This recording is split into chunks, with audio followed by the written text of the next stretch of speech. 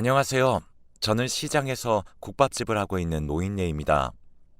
제 인생은 참 파란만장한 나날들이었어요. 그래서 지금껏 마음속에 담았던 제 기가 막힌 인생살이를 한번 풀어보려고 사연을 보내게 되었습니다. 다들 제 사연을 듣고 아무리 힘든 일을 겪어왔더라도 조금이라도 희망을 가졌으면 하는 바람으로 한번 써내려가 보도록 하겠습니다. 저는 18살 젊은 나이에 가난한 노총각을 만나 먹고 사는 것조차 해결하기도 참 힘들었죠. 하지만 뱃속의 아기 때문이라도 이대로 주저앉을 수는 없었어요. 저는 매일같이 시장으로 나가 허드렛 일을 닥치는 대로 했고 그마저도 허탕치는 날이 많았습니다. 그러던 어느 날 늘 남은 야채를 챙겨주시던 야채집 사장님이 이런 말을 하시더군요. 세댁, 이제 날도 추워질 텐데 언제까지 이렇게 허드렛 일만 찾아다닐 거야? 그러지 말고 내 옆자리에 아궁이라도 가져다 놓고 국밥이나 팔아보지 않을런가? 내가 시래기는 넉넉하게 챙겨줄라니까. 저는 눈이 번쩍 뜨인 것 같았습니다. 시장 자리 한 구석에서 장사를 할 수 있다는 것이 정말 좋은 기회라고 생각이 들었거든요. 그렇게 저는 야채집 사장님의 배려로 야채 가게 귀퉁이에 아궁이 하나 달랑 놓고 국밥 장사를 시작하게 되었습니다. 다행히 장사는 그럭저럭 괜찮았어요.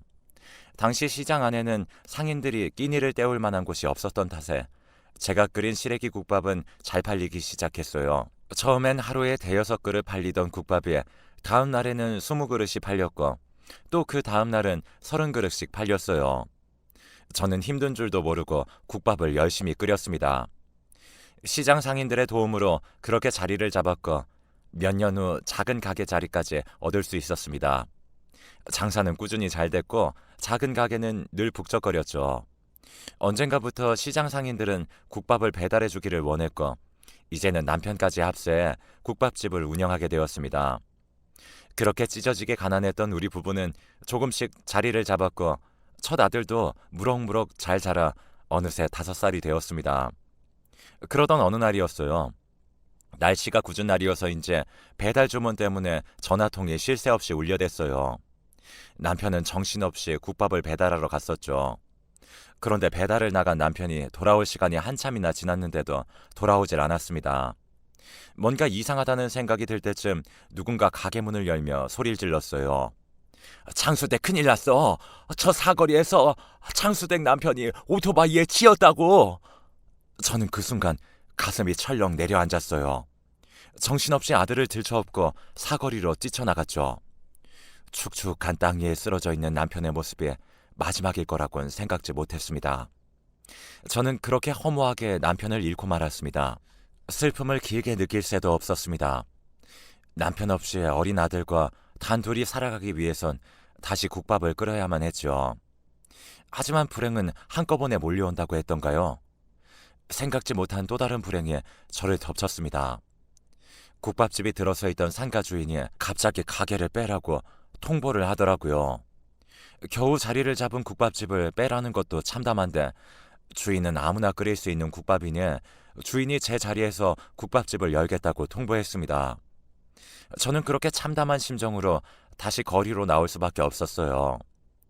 그래도 꾸준히 국밥집 장사가 됐던 탓에 5년 동안 모은 돈은 꽤 됐고 저는 다시는 허무하게 쫓겨나지 않으리라 다짐을 하며 시장 안에 작은 가게 자리를 잡았습니다.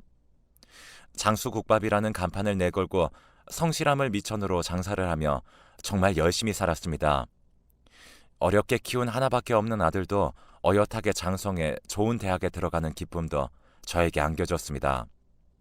머리가 참 좋았던 아들은 큰 사업으로 승승장구했고 늦은 나이에도 어여쁜 처자를 만나 결혼식도 올렸죠. 아들의 사업은 날이 갈수록 번창했습니다. 고생한 어머니 효도시켜준다며 이제는 국밥집을 그만하시라던 아들이었어요. 그러던 어느 날 어두운 목소리로 아들에게 전화가 걸려왔더군요. 어머니, 어디 아프신 데는 없으시죠? 어머니, 항상 제가 존경하고 사랑하는 거 아시죠? 어머니, 오늘따라 너무 보고 싶습니다. 평소 씩씩한 아들의 목소리가 아니었어요. 아들의 목소리가 온종일 머릿속을 맴돌아서 그날 밤은 한숨도 이루지 못했습니다. 그리고 아침 6시쯤 제게 문자가 와서는 어머니, 어머니가 해주신 된장찌개를 먹고 싶어요. 와주실 수 있으세요? 라는 문자가 왔어요. 그래서 날이 밝자마자 먼저 아들에게 전화를 걸었는데 아무리 신호음이 가도 연결이 되지 않더군요. 제 심장도 그렇게 벌렁거릴 수가 없었습니다. 불안한 마음에 며느리에게도 전화를 걸어봤지만 연결이 되지 않았어요. 저는 불안한 마음에 바로 아들내미 집으로 달려갔습니다. 아들 집에 도착해 떨리는 손으로 초인종을 아무리 눌러도 기척이 없었어요. 얼마 전에 태어난 갓난 제 손녀딸이 있어서 집에 아무도 없을 리가 없는데 불길한 예감이 제 온몸을 휘감았습니다. 저는 정신없이 문을 두드렸어요. 그런데 집안에서 아이가 우는 소리가 문 밖까지 들리더군요. 한번 시작된 아이의 울음은 멈출 줄 몰랐고 저는 그 길로 119에 전화를 걸어 아들네에게 무슨 일이 생긴 것 같다고 도와달라고 도움을 요청했어요. 빠르게 도착한 119 대원들이 문을 뜯어내고 나서야 겨우 집 안으로 들어갈 수 있었습니다. 그런데 젊은 소방대원 하나가 다시 나오더니 어두운 표정으로 이렇게 말을 하더군요. 어머니, 아무래도 들어오시지 않는 게 좋겠습니다. 여러분들이 생각하시는 그 비극적인 상황이 맞습니다. 아무것도 모르는 천진난만한 표정을 한 채 이불에 곱게 쌓인 손녀딸을 받아 안았는데 그 속엔 하얀 편지지 하나가 들어있었습니다. 대충 내용은 이랬어요. 무리한 사업 투자로 인해 빚을 많이 졌다는 내용이었습니다. 그러다 밑바닥까지 가자 아는 사람들에게 월 몇 프로 이자를 준다고 사람들을 속여 투자금을 모았고 결국 돌려막기 하다가 터지고 말았다는 내용이었어요. 그리고 제게도 몇 마디 남겼습니다. 어머니, 꼭 호강시켜드리고 싶었는데 이 못난 아들은 더 이상 버텨낼 자신이 없습니다. 나영이를 부탁드려요. 같이 데리고 가려고 했지만 아이가 웃는 모습에 아무리 못난 애비여도 끝내 데리고 갈 수가 없었습니다. 죄송합니다, 어머니. 아들이 저에게 새벽 일찍 문자를 보내 된장찌개를 먹고 싶다고 했던 것은 알고 보니 손녀딸을 부탁한다는 그런 이유 같았어요. 그렇게 허망하게 아들과 며느리를 먼저 보내버리고 이미 늙어버린 몸으로 다시 젖먹이 육아가 시작되었습니다. 늙음하게 어린아이를 돌보는 일은 쉬운 일이 아니었어요. 내 아이는 세월을 먹여 키웠지만 손녀딸 아이는 어떻게 키워야 할지 막막할 따름이었다죠. 하필이면 시장 안에 다른 식당들이 하나둘씩 생겨나며 제 식당에는 겨우 단골 손님들만 오는 정도인데 그 돈으로 아이까지 키우는 일은 정말 만만한 일이 아니었습니다. 그마저도 좁은 식당 안에 불편한 아이가 울고불고 하자 식당에 온 손님들은 불평을 늘어놓기 일쑤였어요. 매일 얼굴 보던 단골 손님의 핀잔은 더 속상했습니다. 장수댁, 여기 이제 그만 오던지 해야겠소. 애 우는 소리에 시끄러워서 원 밥을 먹을 수가 있나. 아유, 미안해요, 사장님. 저는 사과하기 바빠 입이 아플 지경이었습니다. 어떤 날은 아이를 업고 국밥을 푸는데 손녀딸이 갑자기 손을 뻗는 바람에 손녀 손등에 빨갛게 화상을 입은 일도 있었죠. 정신없이 아이를 업고 신발 한 짝이 벗겨진 줄도 모르고 병원으로 달려갔지만 손녀 손등에 남은 그 흉터는 저를 평생을 괴롭혔습니다. 아이가 걷기 시작하면서 좁은 식당을 활보하며 걸어다닐 때는 혼이 쏙 빠지도록 정신없는 날들이 많았어요. 어느 날은 시장 상인회에서 사람들이 와서 국밥을 시켜놓고 술을 먹는데 나영이가 돌아다니다 소주병을 건드리는 바람에 테이블 위에 소주병이 깨진 적도 있었습니다. 야, 이 녀석아, 조심해야지. 술이 거하게 취한 취객은 나영이의 머리를 쥐어박았고 너무 화가 난 저는 물컵을 들어 손님한테 확 던져버렸습니다. 감히 누구 손녀딸한테 손을 대! 다신 오지 마요! 나가요! 나가!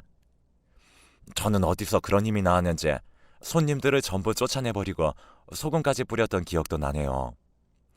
젖먹이 때 데리고 온 손녀가 어느새 자라 초등학교에 갈 나이가 되었습니다. 다른 또래 친구들은 예쁘게 차려입은 젊은 엄마의 손을 잡고 왔는데 우리 나영이만 늙은 할머니 손잡고 학교에 들여보내니 아들 며느리 생각에 마음이 그렇게 아릴 수가 없었습니다.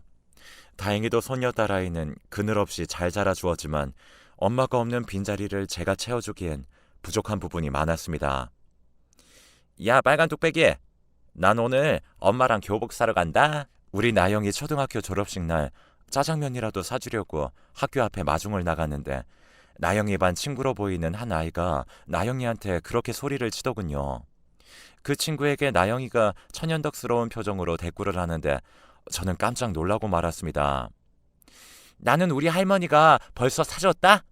라고 태연하게 말하며 제 손을 빠르게 잡아 끌면서 앞서 나갔습니다. 저는 그런 나영이 손에 이끌리며 이런저런 생각을 한참이나 했습니다. 빨간 뚝배기, 뚝배기집 손녀라서 붙은 별명이었겠죠. 그런데 아무리 생각을 해봐도 왜 빨간 뚝배기인지 이해가 되지 않았습니다. 저는 나영이에게 살짝 물어봤죠. 나영아, 왜 친구가 너를 빨간 뚝배기라고 놀리는 거니? 그거 손등에 빨갛게 대인 자국 때문에 애들이 빨간 뚝배기라고 놀려. 어릴 적 손등에 입었던 화상 자국 때문에 그런 별명이 붙었던 것이었습니다. 하지만 아이는 아무렇지 않다는 듯 태연하게 말했지만 저는 미안한 마음에 몰래 눈물을 훔쳤습니다. 그런데 아직 교복도 사지도 않았는데 왜 샀다고 말을 했니?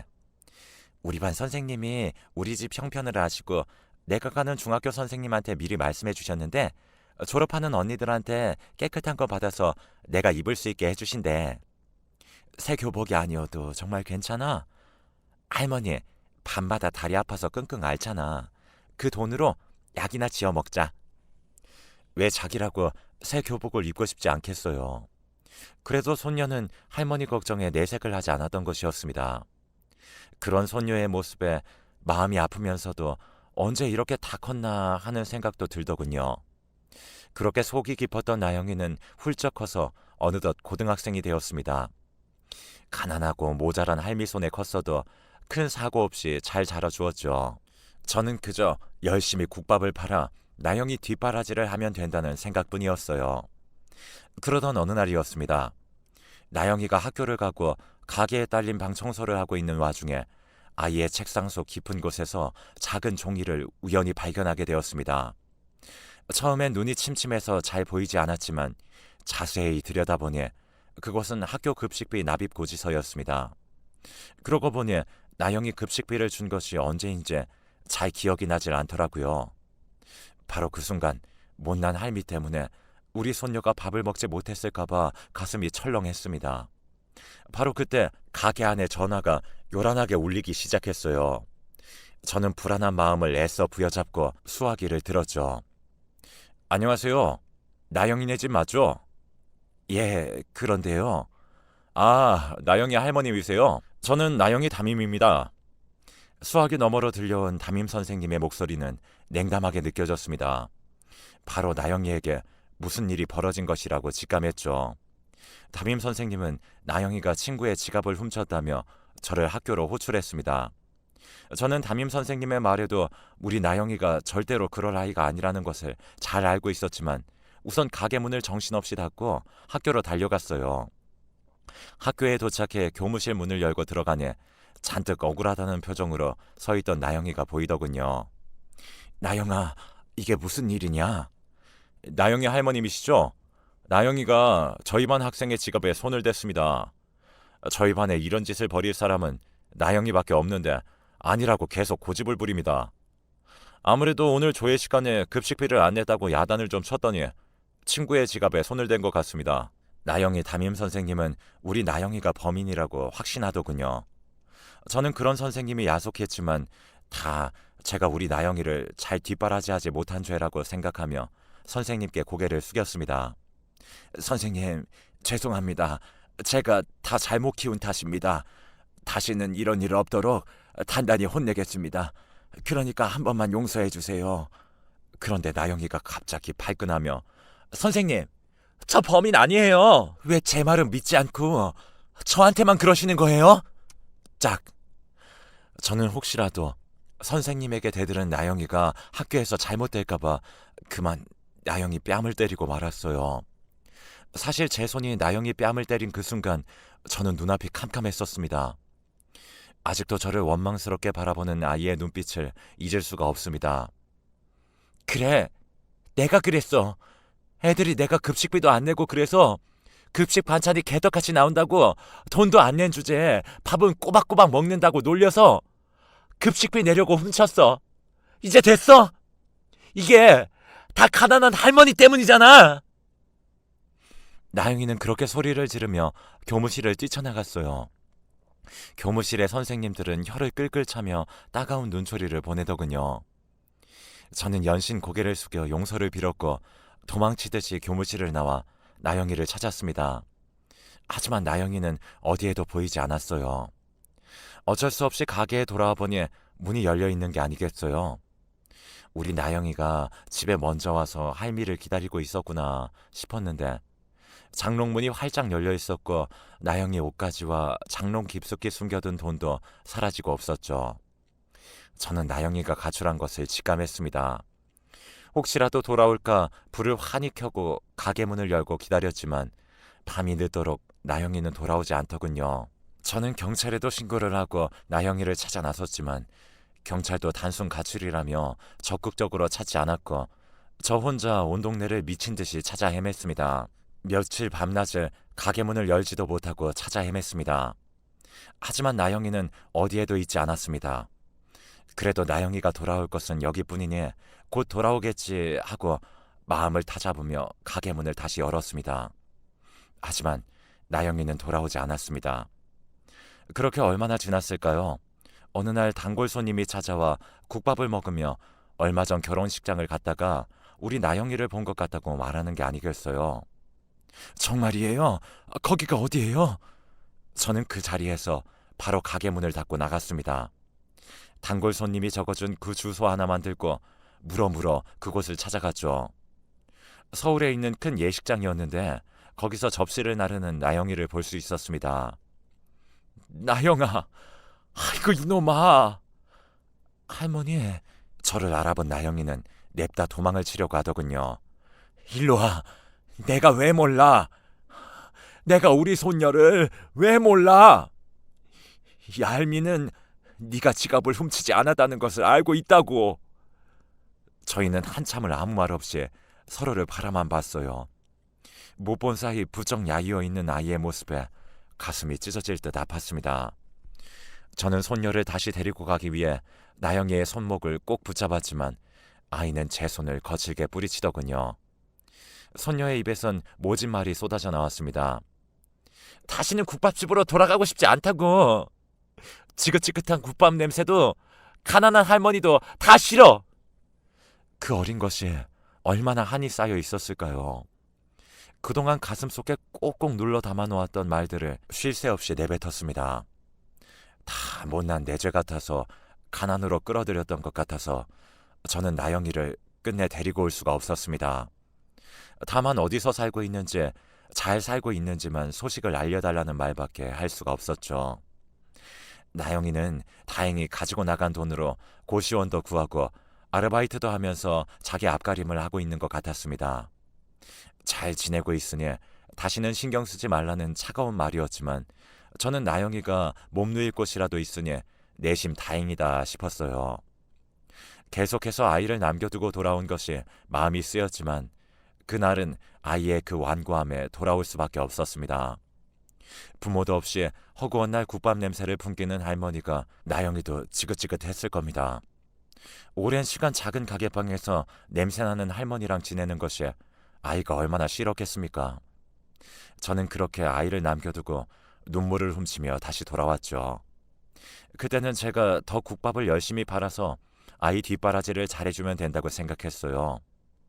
그렇게 일상으로 돌아와 더 열심히 국밥 장사를 했습니다. 언제나 아이 걱정이 앞섰지만 저는 그때마다 꾹 참고 악착같이 돈을 모았습니다. 그게 아이를 위한 길이라고 생각한 것이었죠. 하지만 그것이 손녀와의 긴 이별이 될 줄은 누가 알았겠습니까? 시간이 한참 지난 뒤에 아이에게 모아둔 돈이라도 전해주고 싶었어요. 그래서 아이가 말해줬던 고시원으로 슬쩍 찾아가 보았지만 그곳에는 나영이가 없었습니다. 아무리 수소문을 해도 넓은 서울 바닥에서 나영이를 찾는 일은 쉬운 일이 아니었어요. 그렇게 며칠을 찾아 헤맸지만 아이의 흔적이나 소식을 아는 사람은 찾을 수가 없었습니다. 저는 그렇게 애가 타는 마음으로 다시 돌아갈 수밖에 없었어요. 한동안 손녀딸 걱정에 정신을 차릴 수가 없더군요. 그래도 시간이 지나면 돌아올 것이라고 생각했지만 속절없이 시간은 가고 나영이는 끝내 돌아오지 않았습니다. 그렇게 생각만 해도 가슴 아픈 손녀딸을 마음속 깊은 곳에 묻어두고 살았고 어느새 저는 머리가 하얗게 새는 꼬부랑 할머니가 되고 말았어요. 긴 세월이 흘렀지만 혹시라도 나영이가 돌아오지 않을까 싶어 가게 문을 닫지 못했어요. 하루에 한 그릇의 국밥을 팔아도 저는 국밥 장사를 접지 않았습니다. 지금 생각해보면 제가 한 일 중 가장 잘한 일인 듯 싶습니다. 국밥집이 있던 시장에 시끄러지기 시작한 것도 바로 그때쯤이었죠. 좁은 시장에 현수막이 걸리고 외지 사람들이 문턱이 닳도록 지나다니더니 재개발이라는 말이 들리기 시작하더군요. 시장 분위기가 뒤숭숭해지면서 번듯한 양복을 입은 사람들이 시장 상인들에게 도장을 받기 시작했습니다. 국밥집에도 그놈들이 찾아와 이제 시장이 재개발 결정 났으니 가게를 팔아야 한다고 엄포를 놓았습니다. 저는 장사가 잘 되지 않는 국밥집이었지만 절대 가게를 팔 수가 없었습니다. 이곳은 나영이가 돌아올 수 있는 유일한 집이니까요. 하지만 그들의 요구는 집이었습니다. 힘없는 시장 상인들도 헐값에 자리를 팔기 시작했고 저처럼 버티는 사람들이 몇몇 있었지만 그들은 협박과 회유로 결국은 가게를 빼앗아갔죠. 물론 보상금이라는 명목으로 돈을 주었지만 한평생 시장을 지킨 상인들에 비하면 터무니없는 금액이었습니다. 그 돈으로 그만한 장사 자리를 찾을 수도 없었고 다른 지역으로 이사를 갈 수도 없는 금액이었어요. 하지만 그놈들은 이 정도 보상에도 감지덕지 해야 한다며 막무가내로 무리를 내쫓기 시작했습니다. 저 역시 끝까지 버텨보려고 했지만 법을 들먹이며 협박을 하는 통에 겁을 먹지 않을 수가 없었어요. 시장 상인들의 한숨 소리가 가득 찼고 하루가 멀게 상인들이 시장에 모여 머리를 맞대고 걱정과 대책을 논의했었습니다. 그렇게 재개발을 앞둔 시장은 외지 사람들이 들어온 이후부터는 하루도 조용한 날이 없었죠. 저도 더 이상 버티지 못하고 도장을 찍어야 하나 고민을 했습니다. 그러던 중 좀 이상한 일이 벌어졌습니다. 갑자기 재개발 담당자들이 태도를 바꾸더군요. 뭔가 착오가 있었다며 이 시장은 보상 금액이 잘못 측정된 것 같다며 제시한 금액보다 많은 보상금을 지급하기로 결정되었다고 말했습니다. 한마디로 지금까지 우리가 일구어왔던 제 분신 같은 가게를 어느 정도 제값을 받고 넘길 수가 있었죠. 당연히 시장 상인들은 기뻐했습니다. 물론 몇십 년 동안 시장에서 장사를 해온 상인들에겐 정든 곳을 떠나야 한다는 게 아쉬웠지만 적절한 보상금을 준다고 하니 그나마 다행이었습니다. 그렇게 한숨을 돌릴 수는 있었지만 저희 시장 상인들은 갑자기 바뀐 그들의 태도를 도무지 이해할 수가 없었어요. 굳이 보상 금액을 올려주지 않았어도 잔뜩 겁먹은 상인들이 떠날 수밖에 없던 상황이었는데 왜 그들은 보상 금액 책정이 잘못되었다며 올려서 지급한 것이었을까요? 그 의문이 풀린 건 시장이 폐쇄되기 바로 전날이었습니다. 저희 상인들은 마지막 시장의 모습을 눈에 담기 위해 모여 있었고 정든 곳을 떠나야 한다는 생각에 눈물을 훔치는 상인들도 많았습니다. 저도 그 중에 한 명이었고요. 그때 멀리서 번듯하게 양복을 차려입은 사람들이 다가오더군요. 저희는 또 무슨 일이 있나 싶어 가슴이 철렁했었습니다. 하지만 그들 중 웬 젊은 여자가 또랑또랑한 목소리로 말하더군요. 저희는 로펌에서 나온 변호사들입니다. 저는 박나영 변호사라고 합니다. 혹시 여러분들 중 보상금을 못 받으신 분들은 없으시죠? 박나영. 저는 귀가 번쩍 뜨이는 것 같았어요. 한 번도 잊어본 적 없는 이름이었습니다. 여러분들, 박나영 변호사님께 고마워하셔야 합니다. 이 변호사님 덕에 여러분들이 보상금을 제대로 받을 수 있는 거였어요. 검은 양복을 입은 남자 중 하나가 그렇게 말했지만 저는 아무 말도 귀에 들어오지 않았습니다. 그저 그 여자 변호사의 얼굴만을 쳐다보았지만 한눈에 봐도 제 귀한 손녀딸이라는 걸 알았습니다. 아직도 손등에 그때 화상 흉터가 남아있었고 어여쁜 얼굴도 그대로였습니다. 아니, 이게 누구야? 나영아, 귀한 내 손녀딸 맞지? 할머니, 맞아요. 저 손녀딸 나영이에요. 할머니, 그동안 고생 많으셨죠? 제가 너무 늦게 와서 죄송해요. 그 모습을 본 시장 상인들은 제 손녀딸 나영이가 변호사가 되어 돌아왔다며 박수를 치고 자기 일처럼 기뻐했습니다. 장수 때 횡재했어. 집 떠난 손녀딸이 성공해서 돌아왔으니 이제 호강할 일만 남았구만. 저는 그 말에 깜짝 놀라 손사래를 쳤습니다. 아유, 그런 소리 말아요. 제가 무슨 염치로. 저는 지금 제 앞에 나영이가 서 있다는 것만으로도 꿈을 꿔는 것 같았습니다. 나영이가 건강하게 돌아와 준 것만 해도 감사하고 또 감사할 일이었죠. 저는 나영이와 그동안 못했던 이야기들을 밤새 나누었습니다. 나영아, 그동안 어떻게 지낸 거니? 이 할미가 서울에 다시 널 찾으러 그렇게 찾아다녔는데 없더구나. 왜 그동안 연락을 하지 않았던 거니? 나영이는 제 질문에 바로 답을 하지 못하고 머뭇거렸습니다. 그러다 어렵게 입을 열더군요. 나영이의 인생도 정말 쉽지 않았습니다. 할머니, 저는 사실 할머니가 절 찾아다니는 모습을 보고 일부러 거처를 옮긴 거였어요. 할머니가 우시면서 저를 찾아다니는 걸 보고 할머니한테 더 이상 짐이 되고 싶지 않았어요. 이를 악물고 지금껏 버티면서 살았고 제 유일한 목표는 꼭 성공해서 할머니를 다시 찾아뵙는 거였어요. 그래서 이렇게 늦었네요. 너무 늦게 돌아와서 죄송해요. 저와 소식이 끊겨던 나영이는 다시는 사람들의 무시를 받지 않기 위해 밤낮으로 아르바이트를 하며 악착같이 공부를 했고 검정고시에 합격까지 했답니다. 그것도 모자라 억울한 사람을 만들지 않기 위해 변호사가 되기로 결심했고 결국에는 로스쿨에도 진학했다더군요. 근데 로스쿨 학비가 만만치 않아 조교 활동과 과외 아르바이트까지 병행해가며 학비를 충당했고 그렇게 어렵게 공부를 해가면서도 변호사 시험에 합격까지 했답니다. 저는 나영이의 말을 듣자 눈물이 왈칵 쏟아졌습니다. 그 어린 것이 혼자 돈을 벌며 공부를 하느라 얼마나 힘들었을까.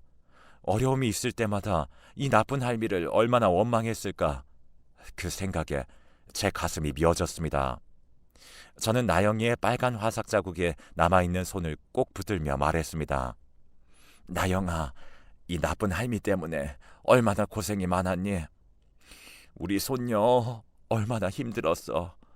아휴, 우리 귀한 손녀. 내가 이 할미가 잘못했어. 아니에요, 할머니. 할머니가 저를 부모님 대신에 키워주셨는걸요.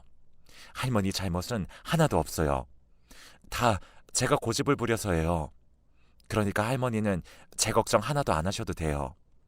우리 할머니가 저를 위해 매일같이 기도해 주시고 걱정해 주시는 덕분에 할머니 손녀딸 이렇게나마 좋은 모습으로 나타날 수 있었어요. 이제부터는 할머니처럼 어려워하시는 분들 도와가며 사람들에게 베풀며 살 거예요.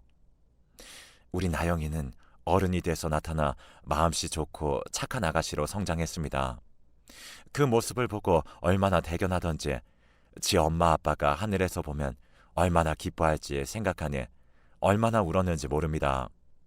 우리 손녀는 그런 어려움 속에서도 자리를 잡고 보잘것없는 저를 잊지 않고 시장에 찾아왔던 거였어요.